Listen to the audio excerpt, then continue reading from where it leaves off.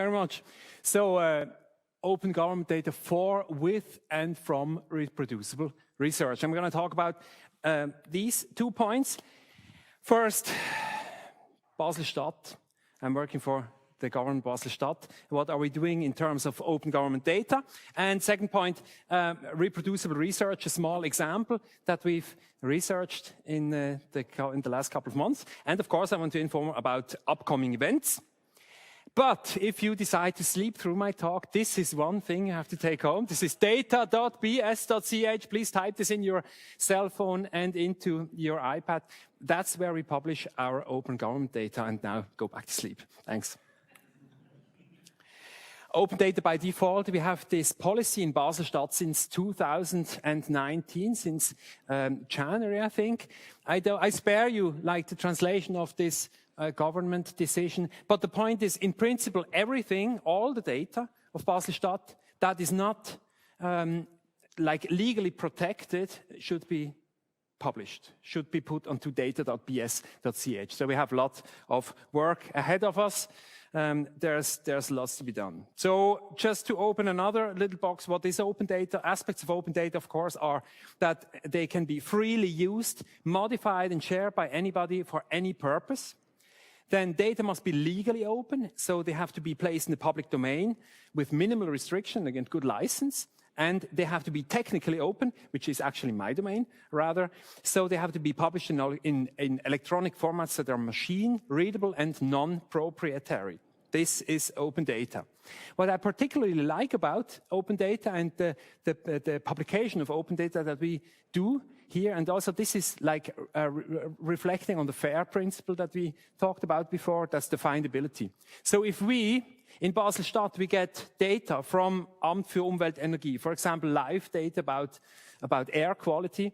Then we get data from Staatskanzlei about, for example, voting results. We get live data from Industrielle Werke Basel about electricity consumption or water consumption. Or we get live data from Parkhäuser in the canton of Basel-Stadt about which parking lots are available and free. They are all put onto Open Data Basel-Stadt, so data.bs.ch. And then, this is not all of it. I mean, it's great if you look at it, we have many features there and good APIs. But the cool thing about this open data publishing cascade is that findability is even increased because we publish these onto Open Data Swiss, which is one of the websites that Simon was talking about before, where it can be found among other data from other Swiss government agencies and other cantons. But the story doesn't end here. You see it. All these data and more also flow to dataeuropa.eu. And there you can find data from Finland, Germany, and little communes and big cities and everything. So I really particularly like this open data publishing cascade, which makes this F in the FAIR principle really usable. So we at Open Data Basel-Stadt, we're 4 people. Some of us are in the audience here. We have loads of work. That means we have to say no to manual labor. Not possible for us to say, okay, you give us this kind of data, give us these Excel sheets, and we're going to transform them and put them on the data platform. No, we have to automate everything. No to manual labor. Everything needs to be automated. And this also leads me to the second point here, reproducibility. As soon as our ETL, extract, transform, load processes are automated, are coded, they can be put in the open, and we have done this. We have a repository, or actually an organization at GitHub, Open Data BS, and if you look at this repository here, it's called data processing, then you will find all our Python code that actually does the data processing. I hope there are no passwords. Please send it to me if there are any passwords. But no, of course, there are none. So everything's open here, and we're really proud of this. Reproducibility. If you look at this illustration that tries to illustrate what reproducible research means and the different aspects, then we can look at the guy here, this person looking at the world, a scientist. He collects data from his environment, he has questions, and he puts this data in a machine-readable format on the internet. Aspect 1 of reproducible research is publishing your data as open data. Then, if you look at the stream of reproducibility here, the next thing are the tools. What kind of tools does this scientist use to analyze and explore and visualize his data? These also need to be published as open source on the internet, ideally. Then the third point is he uses code to use his open source tools specifically for his data, so to answer his questions. And the code, of course, as I say, needs to be open, online, on the internet, and accessible by everybody. And then, in the end, there are some insights, and there's reasoning, and there are results, there's of exploration, some kind of visualization that shows what's going on. They need to be put online too. You get the drill. So 4 different aspects of reproducible research. Let's quickly look at one example at Canton Basel-Stadt, where we have focused on reproducibility and how we did this. So, have we saved electrical energy? So the context is in fall 2022.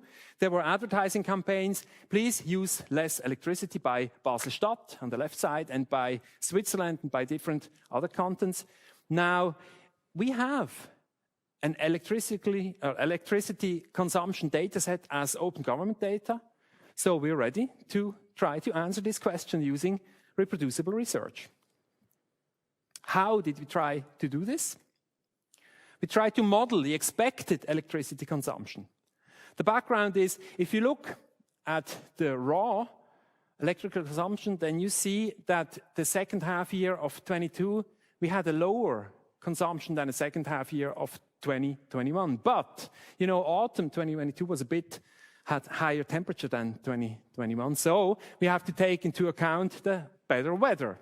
So what's the expected electricity consumption when we take into account the weather? Is the measured consumption higher or lower than the expected consumption? That's the question here. And we also included holidays, vacation, and events in the model. Results, yes, we have saved energy, but not a lot. I paraphrase this. Officially, it sounds a bit different, but this is actually my one-liner here. So Tobias, one of my colleagues, Tobias Erhard, and his team have done this research. That's a great work. So we saved some energy, but probably not a lot, and not enough probably. But that's a political decision. So if we look again at these 4 aspects of reproducibility, let's look at the first one, data. The data are one of the ingredients for the study. The first aspect, we have 4 different data sets. If you look at data.bs.ch, you see, I don't know, 130 data sets, and these are 3 of them. First is the electricity consumption. It's a data set that is updated regularly, and we have 1 row, that's the total energy consumption for the whole canton per 15 minutes. So we have really good resolution data. Then we have a second data set, which is updated, I think, every day with weather conditions around Basel. And we have a third data set that is provided by a member of our own statistical department. He actually types in all the events and the holidays and vacation and special things. Initially, this was done to use as a predictor variable for bicycle traffic. And now it's being reused to use the holiday and the event data for the electric consumption. For example, Mustermesse uses a lot of energy, and sometimes this happens, sometimes it doesn't happen in certain years. Let's not talk about the C word again. You know what I'm talking about. Another aspect here is code and tools. What code and tools have we used for this research?